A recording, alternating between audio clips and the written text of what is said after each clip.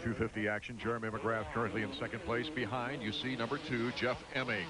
It's been a good battle here at the beginning of Moto number 1 between these two. Jeremy not too anxious, though, to make his move yet, David. Well, he'll get anxious as soon as Albertine starts knocking on his door. Once Albertine's molested him a little bit, he'll be a lot more anxious to get around Emig and let those guys duke it out. I think that's his plan right now. Of course, Albertine, a big shot in the arm in the last race at Mount Morris. His first win in 2 years in the opening moto. Of course, it's old hat to number 1, who has 7 moto wins on this young season. Jeremy McGrath making his move. Oh, what a gutsy move on Emig. Emig tried to come back. Jeremy shut him off. Jeremy was so brilliant. He went into that corner, went around the outside, just gassed it. Here it is again, right there. He just grabs a handful, knows that's going to put him on the inside going to this corner. Completely catches Emig by surprise, and Emig tries to retaliate.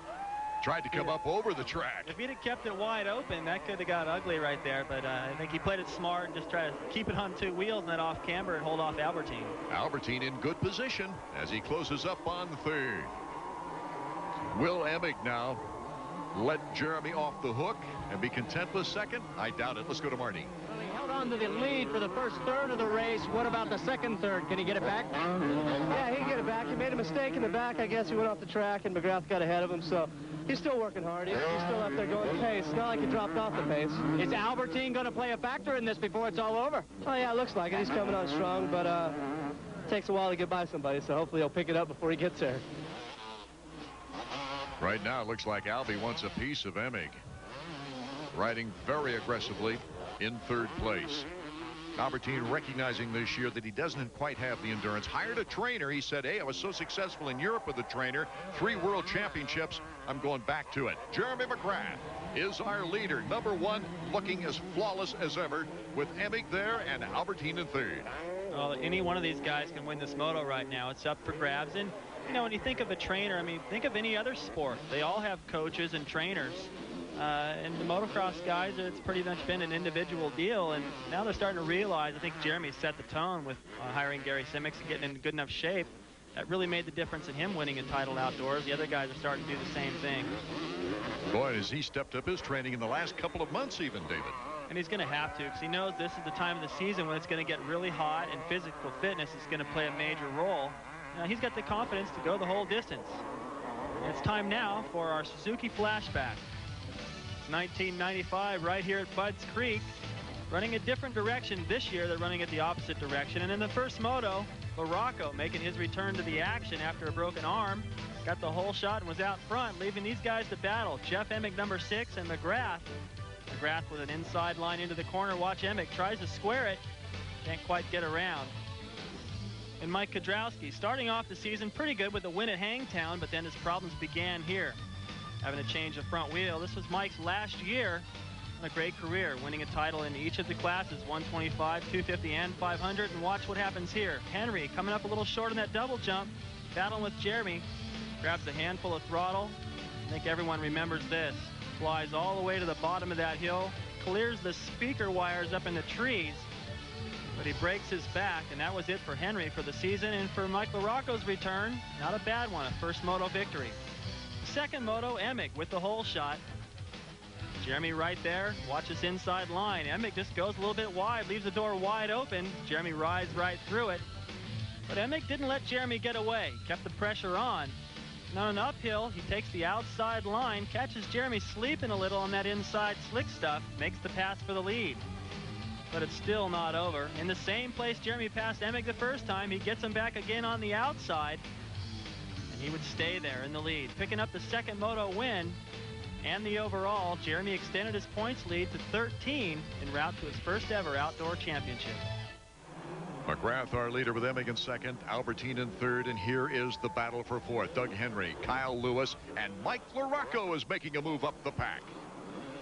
Mike LaRocco reaching for the clutch as they went off that jump in the air. No one needs to have that. These guys ride with their finger on the clutch. Almost all these guys have it on there the entire moto. Even riding through the pits, they'll be using the clutch. And the one guy that doesn't is Jeff Emig. He'll use the clutch, but he doesn't use it till he needs it. A little different strategy there. Henry, Lewis, Laraco in the tightest battle right now as our cameras are focused in. You can see the great crowd on hand. It is another record crowd. McGrath and Emig out in front. We'll be back with more 250 action from Moto 1 right after these words. Wasting no time passing Emig early in the race, and this is the battle now for fourth. Doug Henry, Kyle Lewis, and Mike Laraco. Laraco, another slow start. That's nothing unusual for him, but he's really starting to make a race within a race here. Well, he's putting the pressure on Lewis, who is in turn putting the pressure on Henry. And for Lewis, that's a tough place to be. I say it all the time, but it is. If he tries to take a different line around Henry, then he leaves the door wide open for Laraco. So the strategy for him would be to just eat up that roost the way he's been, try to get around Henry, and then let Henry and Laraco fight it out amongst themselves. The best overall finish for Lewis this year was a fourth at Glen Helen, where Henry backed that up with a fifth, and then Henry another fifth at Mount Morris. Here comes Laraco. His assault on Kyle Lewis as he tries the inside, could not quite get the power to get by number 11 Kyle Lewis. There he does, coming out of the turn and down the hill. So Laraco now sets his sights on Doug Henry. Laraco was forced to get real creative right there as he came into that left-hander, that first off camber where he set all that up. He had to go out over that berm. That's about the slowest line you could ever take through that corner, but he lucked out, and Lewis bobbled a little bit coming out of the corner, and then he was able to square off the next one, and really a little bit lucky there, and the gamble paid off. Mike Laraco with still one more year remaining on his Suzuki contract. He's coming off that encouraging second overall at Mount Morris. He's up to speed.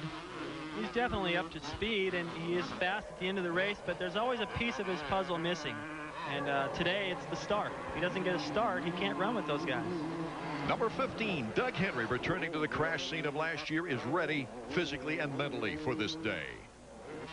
I think I'm ready. I prepared a lot for this race. I knew it, from the beginning of the season, I knew coming back here was going to be tough. John Beasley ran the track backwards, which is definitely helpful for me because I don't have that one jump to see every lap. And the track's really good backwards. I'm really excited about riding out there. It's a fun track, and I think I'm ready. I'm just going to focus on, kind of riding relaxed, and just trying to ride my own race and do my own pace and just try to get back to where I was before. Art, this is probably the most amazing comeback in the history of the sport. There's other comebacks. I think Hannah, with a leg injury, came back. He never really got to where he was. In Doug's mind, he's not back to where he was either, but it's still just amazing because it was almost life-threatening. He may never walk. I mean, the injury was so severe to his back, and look at him out here. To me, he's going as fast as he did last year. Have to give his wife Stacy credit as well for the communication the two had and going for a different opinion, and then finding out the innovative surgery, the pioneering move that allowed him the healing process so much quicker.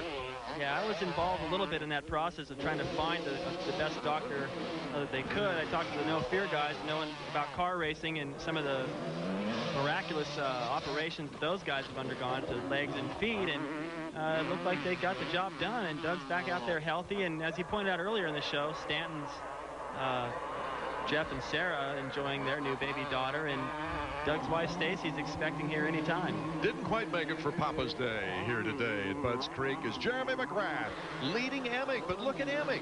He has not let Jeremy off the hook. He's keeping pace with him. And that's what he's got to do. When Jeremy gets a little bit of a lead, he just settles down and nothing bothers him. He can ride that same pace all day long. He's got the confidence in his training, but right now he's being pushed to the test. If he makes a mistake, he knows Emig's right there, and there you see a lapped rider staying out of the way there, but coming down the wire, there's going to be a lot of lapped riders. That could make the difference too. Jeremy knows all that. As long as Emig stays in his rearview mirror, he'll give him some thought. An observation you made earlier during the 125s was the fact that it was a soft course at the time, but you said, hey, it's going to get hard, and we can see that happening now. Right, it gets hard and slick in some spots. There's a little bit of kind of gravel, rocky stuff that shows up in those hard spots, making it even slicker. So it's important to get out there and try to find a soft berm and then get back up the inside of the corner, try to get a good drive. McGrath, Emig, Albertine, Henry, and Laraco are top 5. What's on this young man, too, number 15, Doug Henry. While Doug was over at Honda, Jeff spent a little bit of time talking to him. I talked with him as well, and It surprised me a little bit that he came back from his injury and went over to Yamaha, but that's the way things worked out, and I don't think there's any real hard feelings over at Honda. He just did what he had to do, and Yamaha was willing to take a chance on a guy that was pretty beat up. After winning 2 125 Supercross crowns and a 125 national outdoor title while on a Honda. Right now, our leader, Jeremy McGrath. Who else? He's just dominated this season, almost as much so as he did the Supercross season. And despite his success, Emig is pretty close. You know, only 23 points back, and every time Jeremy picks up a win, Emig's right there in second or third. So Jeremy hasn't picked up that big points lead like he had last year. A concerned Skip Norfolk, the mechanic of Jeremy McGrath. Skip grew up not far from here. In fact, he said he had his share of spills on this track. Of course, he said there's a little bit more talent on the track today than he kind of possessed during his days. It's a little more. I know Skip's a decent rider, though. He's a great mechanic, and he's just a good person. He understands what it's like to be out there, and he knows the right things to say to Jeremy, and they make a great combination. David, it sounds a little weird to say Jeremy's looking to rebound here today when he's won 7 of the 8 motos on the season, but his streak of 3 consecutive overalls was snapped at Mount Morris, and he's out there trying to recapture that glory. It's obvious that Emig, though, is not letting him do it the easy way. Emig is applying the pressure all the way here on our first moto at Budds Creek. An appropriate time for our Honda riding tip with who else? Skip Norfolk. Often at the races, we're asked why we safety wear our grips on. We do it for 2 reasons. One, it's to help the grip stay on the handlebars. You don't want your grips falling off the handlebars. The other is to help the grip not twist when the rider's holding on. We do this by taking the wire, wrapping it around the grip twice, and tying it at the bottom of the grip, away from the palm of your hand, leaving about 3 to 5 millimeters of wire extended, which we push up into the grip so there's no sharp edges. I prefer to do it on the bottom so that if it does for some reason come apart, you're not going to stick a sharp object in the palm of your hand. You're only going to hurt your fingertips. For 1-800-COLLECT-FOX Racing, this is Skip Norfolk. Rejoining the action of Moto 1, nearing the white flag lap as Jeremy McGrath still holding off Jeff Emig. Now, Emig has kept this distance most of the way. Well, it's got the pressure on Jeremy, that's for sure. You can see the white flag. The crowd is anticipating something pretty exciting here in the final lap. Emig is close enough. If Jeremy makes any mistake at all, and maybe he could force him into one. Boy, it'd be a bummer for McGrath to lead this thing most of the way and then lose it in the last lap, but Emig's there. He can put the pressure on and force him into that mistake. It seems to me, though, David, that Jeff Emig should know that Jeremy McGrath is not the type of rider that would crack, whereas you can pressure other riders. Shouldn't he be more aggressive right now? Well, yeah, I'm sure he's trying as hard as he can, but you're right. He needs to be closer to Jeremy to force Jeremy into that mistake. With that amount of cushion Jeremy enjoys right now, the crowd it's not bothering him. He knows the crowd wants Emig to get around him and make this a race, but Jeremy's got a cool head. He knows with that much of a lead, all he's got to do is ride his lines, not make a big mistake, and there's no way Jeff's going to pass him. The multi-champion handles pressure as well as any athlete we've ever covered. Jeremy McGrath, as he heads toward victory here in Moto 1 on the last lap. Great shot as he roosts a lapper. He just floats around the racetrack. Look at that line right there. He's using up that smooth inside. Then he pops back over to the right so he can get a nice arc into that berm. Up over the bars, he uses the side of the hill to get away from the bumps. Great balance through the berms and stuff. Look how he jumps out of that berm a little early, so he misses those bumps coming over the crest of that hill. It just all his lines come together so well. The other guys hit extra bumps out there on the racetrack that give him problems. Emig evidently giving it all he's got, but it's just not enough to catch Jeremy McGrath here at Budds Creek. I think there's a chance, too, that Jeremy has been riding a pace that he felt like he could maintain and not let Emig get in there and really show him a wheel anywhere. Then in the last lap, throw in a little bit extra just to demoralize him, and it seems like he's done that. He's got a little bit more of a lead than he had the lap before. Jeremy McGrath cutting through the mechanics area. Skip Norfolk still holding his breath a little bit with Emig that close. Jeremy McGrath to the finish line jump. Wow, throws it sideways. That's a nice You know, when you're Emig and you look at that, the guy goes over the jump, throws it sideways, beat off. You know, he's put together another win. He's 3 more points up on you. It's really frustrating. Well, it was such a good battle between McGrath and Emig. We had little time to see Albertine take a distant third with his teammate LaRocco, and then Henry a 5th. Marty Reed making his way over to the winners, and we'll get those words after this. Motocross is being brought to you by Split Fire. Enter the performance zone. Split Fire Performance V Spark Plugs. So Jeremy McGrath has now made it 8 out of 9 moto wins on the young season, with Emig taking another 2nd place. Albertine, though, a very credible 3rd. As we look at the bottom 5 of the top 10, Jimmy Button, a good performance. I'll tell you what, pretty darn exciting for us. How was it for you guys out there? Well, it's pretty darn hot out there, you know. A lot of lines out there, really one line, and I don't know what to say. Jeff was on my tail the whole way. I was fighting for it. What about when you got the lead? Did he make a mistake on you out there that you were able to pick up on? I was making a few mistakes here and there, and, you know, it's so much easier to ride in 2nd. And I was feeling the heat, that's for sure. Not only do you have to be in great physical shape, you have to make sure you're hydrated for this kind of activity. A disappointed Emig in 2nd place. Marty? All right, you had a chance to cool down a little bit. Take us through it. What was it like out there? It was pretty good. Actually, the track's real good going backwards this way. You know, I got the whole shot, and I felt real good. I just, you know, McGrath was a little more aggressive there when he passed me, and, you know, consequently, that put me behind him the whole moto, and I felt good, you know, just kind of learning his lines because, you know, I'm sure that he was riding different ones in the beginning before he passed me, and I mean, you know, I just tried to stay right in there and got a 2nd. Craig Albertine, number 16, making the move here on Doug Henry, took a 3rd place. He was 3rd overall here last year with a 4.2. Marty's with him now. Well, this course, we talked about it right before the start, the fact that this was more the European style of course. What was the problem for you? Well, I don't know. I just couldn't get into a really good rhythm and battling to breathe a little bit. You know, Doug Henry and I were banging bars a lot in the first few laps, so that wore me out a little bit. And then I just didn't quite get into the rhythm that I was hoping for. But, you know, I just thank the Lord for protecting us all out there. And my RM250 is running great. Just got to try and save a little bit more energy and hopefully go for the win the next moto. We'll see you then. Thanks. I guess the question remains now, can Jeremy McGrath add to his 2nd win streak of this young season? We'll have Moto 2 of the 250s coming up from Budds Creek in a moment. Working on Ryan Hughes' bike after the 1st moto, working on the rear suspension, maybe getting him a little more dialed in for the 2nd moto. Welcome back to a beautiful but hot and humid Budds Creek, Maryland, Moto number 1. What an exciting duel all the way, with Jeremy McGrath starting another streak. He looked good, and he did everything he had to do to get the job done. Won the moto, but Jeff Emig was right there, forced McGrath to get around him, and then he kept the pressure on all the way to the last lap. And when Jeremy's sitting in that chair between motos, he's going to be wondering what it's going to take to beat him in that 2nd moto. Emig's just as fast. Many of the fans' hearts pounding a little harder, I think, for number 15, Doug Henry, returning to the scene of the near-tragic crash.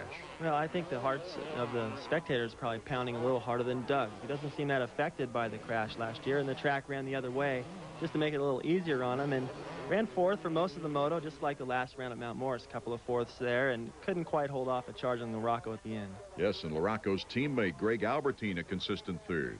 He looked good all the way, and a little tip over in the end, but he still was able to hang on to it, and LaRocco just once again took a little too long to get going. Okay, the riders are at the starting gate. All 40 strong without Damon Bradshaw, who's still out with the injury. They hope he can come back in the next event at Southwick. Now, let's see who gets the whole shot. Will it be Jeremy McGrath or, again, number 2? Oh, my goodness, Emig with another great start, but Jeremy's right there. You see 13 is Phil Lawrence, and a host of other riders going through that first turn. As Emig came into that right-hander there just before that bottleneck left-hander, the front end washed out. It looked like he was about to go down, but he's going to need that hole shot. And once again, when he looks in his rearview mirror, he's going to see Jeremy. That's the last thing he wants to see. Henry, Lawrence, and Swink behind the 2 front runners.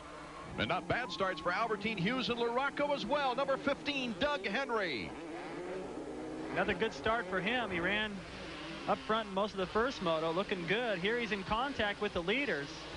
Nobody between them. He'll be able to see everything that they're doing. Look at all the water splashing out of that berm. It's one of the off cambers, and all that water runs down in there. Something tells me Jeremy's not going to put up with that splashing for too long.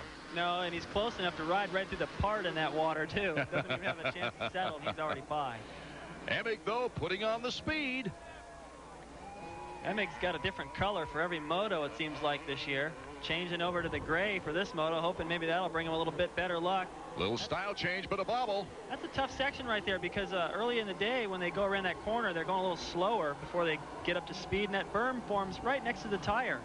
Looked like he just tried to put on his brakes and make a shoot right out of there. Yeah, well, it's hard to stay in that berm. He overshot a little bit, but it's the kind of corner where you can pull in the clutch and skid it in there and not lose that much time. Jeremy in the first moto, passing early on Jeff Emig, who got the whole shot in the lead, just like this second moto. You begin to wonder right about now when and where Jeremy's going to make his move. He went up on the lawn.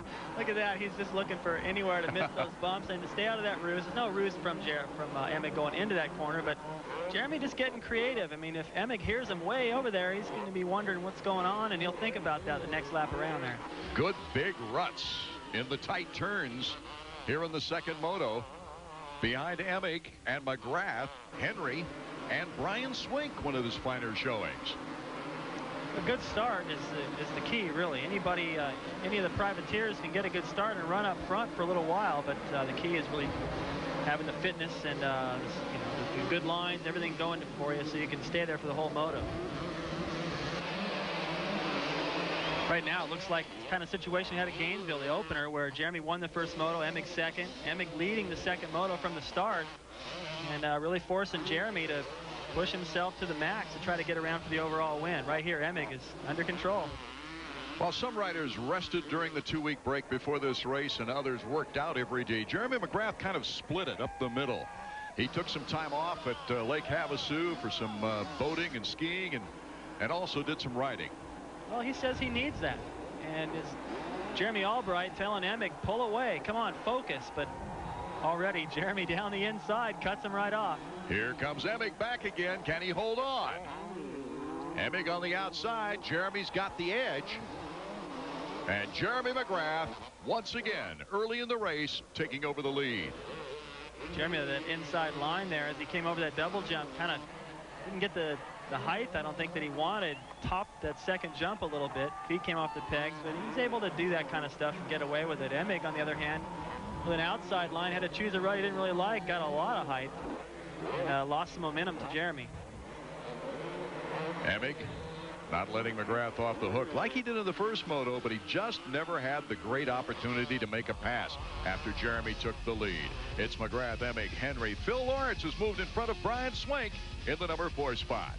We'll be back. Gard Eckman, David Bailey, and Marty Reed as we're taking a look at moto number 2 in the 250s after Jeremy McGrath secured first place in the opening moto. He went to the checkers.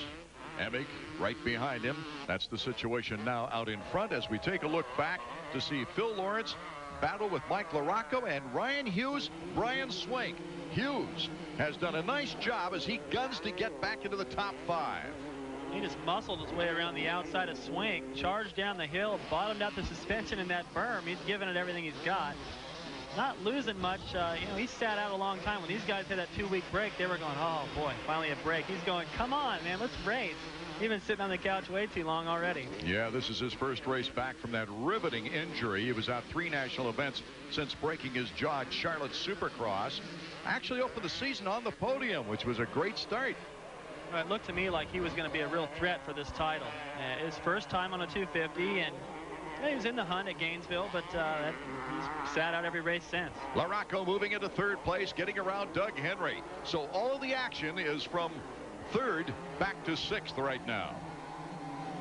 Rocco getting a little earlier start this moto than he did the first moto. That's good to see. There's his dad going, come on, get up there. Don't wait till the end like, oh. Yeah.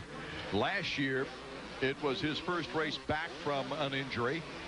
And he won the first moto, took a 4th in the second moto for the 2nd overall. Right now, Hughes, he's hounding Henry to try to move up a spot. After talking with Hughes, the first moto, his arms pumped up a little bit. He hasn't been on the bike in a race situation in quite a while, and it just got to him. He didn't get the start he wanted. He had to work hard, fought the bike a lot, but right now he's looking a lot better. Henry coming back, of course, feels that he's ready to win a race toward the end of the year, and he feels that the next event, which is coming up at Southwick, from there on, he has a good chance to win a moto. Ryan Hughes coming back is getting stronger every time he gets back on the bike. Looks like he's going to make that pass stick, too. He's just carving through the field. He's going as fast as the leaders, I think, right now, but he's got a little ways to go to get there.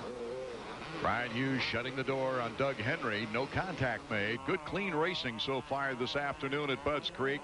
Ryan Hughes in 4th place. That's going to make him feel good. Henry is riding well. I know you were just talking about it. It would be a perfect place for him to try to get an overall win in front of his hometown crowd in Southwick. Last year, unfortunately, having to miss that round because of his crash here. Of course, if Stacy and Doug time it right, he could be a father by then. Well, I think that's not in their control. You just got to wait and see. But I'm sure it's on his mind all the time when he's out riding. Greg Albertine, a 3rd place here last year, is up in the battle right now, passing Swink. Number 23 is Swink. Looks like he's going backwards. Yeah, there's that, what I talked about. I mean, just being able to stay up there for a few laps isn't a problem, but then that pace starts to get to you. One mistake, then another one, then you start to fall back a little bit, then your confidence goes, then somebody else starts catching it. It just snowballs, and right now it looks like Swink's getting caught in that trap. Out in front, it's Jeremy McGrath. Swink really looked like he'd had some promise back in Sacramento and Hangtown when he took a 3rd in the first moto, came back and really lost his energy for a 10th and a 5th overall. But since then, he hasn't reached that peak. Look at Jeremy just monorailing through those berms. Great balance, staying perfectly in the berm, keeping his foot off the ground, just skimming the top, timing the jumps, just doing everything right. It's no wonder this guy pulls out a big lead every time he gets in a race. Albertine moving up on Phil Lawrence and then Doug Henry. Henry 15, Lawrence 13. Lawrence with a little bobble on the turn there. That allows Albertine to cinch it up a little bit more, looking for a way to get around Phil Lawrence and then be the next guy to take on Doug Henry. Oh, the inside line. Perfect move for Albertine. Gets around him clean, no problem, and looked like Lawrence just kind of lost his concentration through there, made a couple of mistakes. And I don't know about you, Art, but doesn't it seem like Henry's always got 2 or 3 guys breathing down his neck? He's always gotten the good starts and getting out in 2nd and 3rd right in that area, and then has had to hold these guys off. Albertine looking to the inside, the same place he passed him in the first moto before they came up that hill, but Henry remembered that and protected that line. Albertine, his first moto win in about 2 years back at Mount Morris, opening up the program with the moto win, then taking a 5th in the 2nd moto. So that was his best overall finish, a 4th place. Whoa, Albertine really getting close to Doug Henry on that turn. Albertine makes me nervous. You know, he seems like on the edge of disaster so often, but most of the time he escapes it. Popular place to pass right here, as Jeremy McGrath showed us, and Albertine makes the move, has the edge, roosts Henry. Oh my goodness, Marty Reed. Moved into 5th, and it looks like he's closing down on Brian Hughes for 4th. Yeah, we've got about, I'd say, roughly 5 laps left. So hopefully he'll be able to catch up to Hughes and get into 4th. That'll be good if he can do that. What do you have the margin down to? He didn't have such a good start, and then he got caught in the turn there behind someone who fell, and, you know, it's just one of those days. But 4th will be real good if he gets there. Albertine, Henry, Lawrence, 4th, 5th, and 6th. As they take those tight turns with 2 different lines, Lawrence moving ahead. Mistake there by Henry allowed Lawrence to make that kind of weird outside line work for him. That's not a popular line, but Lawrence flew through it, and now it looks to me like Henry's a little bit tired. Lawrence, the top privateer in the 250s last year, getting the $5,000 award. It's McGrath, Emig, LaRocco, Hughes on the top of the ledger. We'll be back in a moment. 250 action, Art Ekman, David Bailey, and Marty Reed. Out in front, Jeremy McGrath, but as we take a look back at the pack, here's the real battle going on in this race. Doug Henry and Larry Ward, number 6. Henry was in a big pack a little while ago, and one by one they each slipped past him, and now he's getting pressure from Larry Ward, who we didn't see much of in the first moto, in fact any of. Getting it together a little bit here, but both these guys are way off the pace right now. Ward looking to move up in the standings, taking the outside of the track where it's a little smoother, and then rides high up in the berm to slingshot off to make the challenge on Henry. No, we've seen that line work before. Look how far Larry Ward jumps off that jump into the corner. He's got to use the outside line and just gets in front of Henry, forcing Henry to make a little mistake there. And I pointed out already before that Henry looked like he was a little bit tired, and he didn't put up much of a fight for Ward. Henry getting crossed up, but gosh, when you consider what he's been through, the fans have been absolutely wonderful. On parade laps, they start cheering. He says, I look around to see who they're cheering for, but they've really given him a great feeling. Here's a nice battle going on with Ryan Hughes and Greg Albertine. Hughes getting a good drive out of that berm. Takes a lot of balance. You see the difference of getting out of there good the way Hughes did. Albertine a little bit off balance, but you can count on that every now and then. Not going to get through there clean every lap. A drastic difference between the speeds in practice just 3 days earlier and what Hughes is putting together right now. Well, it's just a gutsy performance, and the more laps that he's out there, the more comfortable he's going to get. I mean, you got to remember this guy sat out for quite a while, and the first moto was really just kind of getting his feet wet. Now he's looking pretty good. Whoa! He went a little too wide there. And he comes right back. Well, Hughes is, of course, a rider that just never gives up. But Greg Albertine has taken advantage of him here. But Hughes, of course, just happy to be back on a bike. A flashback now to some of Ryan Hughes' most anxious moments. It was at Charlotte Motor Speedway, a bizarre crash after a checkered flag in the prelims. Ryan Hughes smashes his jaw on the handlebars, costing him second place in the Supercross series, but more importantly requiring a painful rehabilitation. After doctors wired his teeth and placed a plate in the right side of his jaw, Ryan fought with the frustrations of watching from the sidelines, thinking of what might have been.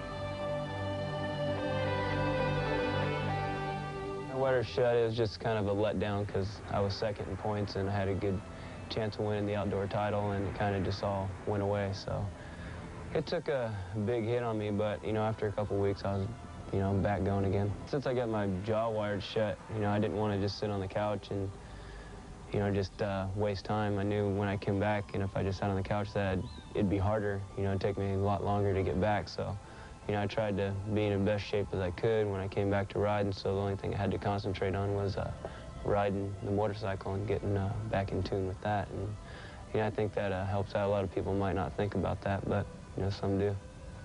Michael Jordan, he's not, but one-on-one with close friend Mitchell Bailey helped pass the time. Otherwise spent working his body back into prime condition, the condition needed for the sport of motocross.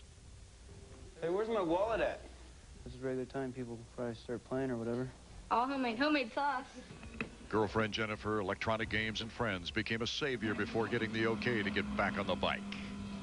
Jason Ellis wanted to bet me.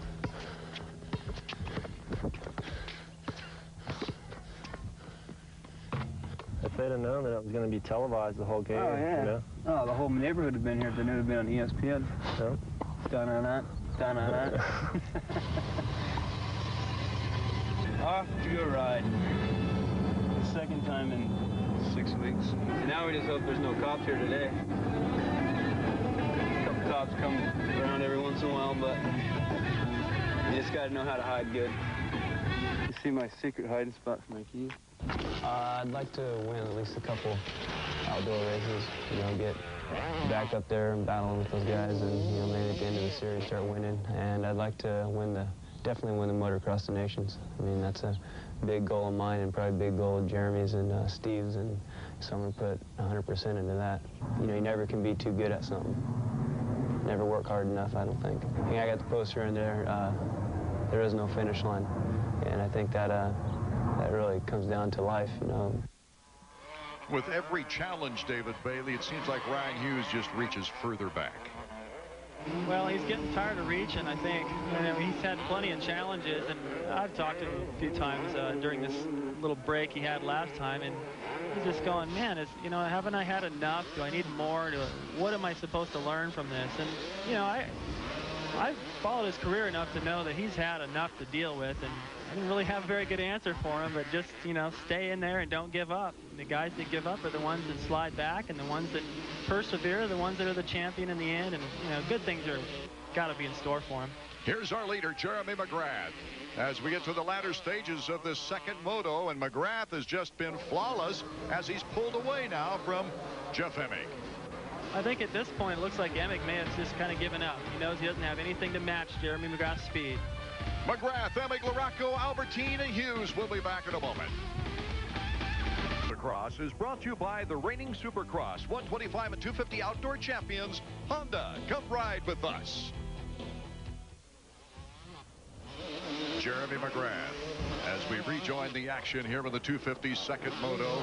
After a close finish in front of Emig in moto number 1, it's been all Jeremy here at the tail end as we see the white flag come out for the final lap. Jeremy McGrath's record is incredible here in the motocross and the national scene. David Bailey, give us an idea from a rider's point of view now, the difficulty of a 30-minute moto through the heat of summer plus 2 laps as adverse to a Supercross. Oh, Supercross is a little bit different. It's at night, first of all. The track is much different. It requires more timing rather than just sheer strength. And every time it gets a rut in it, they get the bulldozers out there and go smooth it out. So here, all day long, the track gets rougher and rougher. You saw between motos, to keep the dust down, they pour water on it rather than working it in. They just let the water sit there. You saw Emig splashing through it in the first lap. So you're dealing with a rougher track, a longer race. You got to do it twice. Not much of a break in between, and it's hot. More athleticism. Absolutely. Jeremy is in phenomenal conditioning, and that's why he's winning the way he's winning. He's got the confidence in his training to go out and push as hard as he can and know that he can go just as hard as anybody else for as long as they want. So he'll call their bluff and take them one more step. Well, it's an interesting comparison as it gets closer to record-breaking proportions for Jeremy McGrath here on the outdoor scene. Top that jump again. I don't like the way he's doing that. He came up a little short, but you can see he knew that he'd come up a little short. He got his body in the right position, gassed it a little bit off of there, and pulled it off. Already waving to the fans. Incredible showman, and he realizes that these people who come to see his show and they want to see their favorite rider win, a good battle. It got a little bit boring here towards the end, and he's letting them know he appreciates their support, not just waiting till the last jump to do it. Give them all something to cheer about all the way around the track. Not only beating his opponents, but beating the track and the heat and humidity.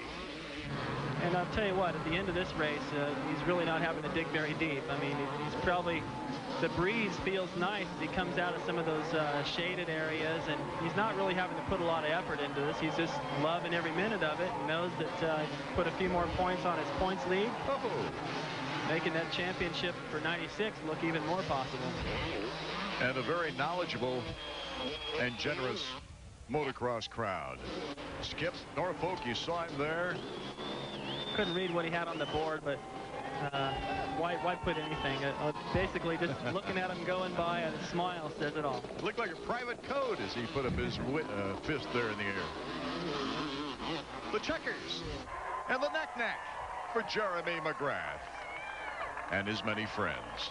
It kind of surprised me. I didn't think that was a very good place for a knack-knack, but he's getting good enough at it. He can do it anywhere. Especially after we saw in preliminary rounds a couple of riders go down in that area. And here is a good battle still raging. Hughes and Albertine. The final turn on the track. Ryan Hughes gunning for 4th place, takes it away from Greg Albertine. That was an excellent move. Excellent. He got in there and made that happen. Got on the outside, aggressive, and oh, what a performance by Ryan in the last turn come through. Here's our Moto 2 results. McGrath, Emig, LaRocco, Hughes, and Albertine, the top 5. 9 moto wins in 10 total motos this year for McGrath. 5 overall victories out of 6. Marty's with him now. You said that you wanted to make a statement and rebound with some authority. You certainly did. What an impressive performance here. Well, it's really hot out there today, and didn't get such a good jump off the gate again. And had to push it with Jeff, and you know, I passed him, and then kind of had some good lines out there, and then just went ahead and kind of wasn't too nervous or anything, and just kind of pulled away. Was there any problem out there? I mean, it looked like you were on rails again. Yeah, I felt really good. I didn't make as many mistakes that time as I did in the first moto, and you know, it's just one of those things. It's a hot day, and I think I've been training and been ready for this, and you know, it showed. Oh, go cool off. You've earned it. Well, I'd like to thank Team Honda. You know, they're with me every week, and they give me the best bike on the track, and you know, I couldn't do it without them.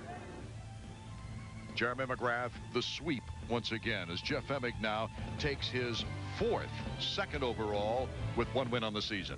Well, take us through what happened out there. It looked like once he got around you, he pulled away, and you just weren't able to find anything to catch him. Well, he had some good lines again, and I, I just tried staying with him there and watching his lines, and he was just charging real hard, and I was maybe just a little down on energy, and I don't know.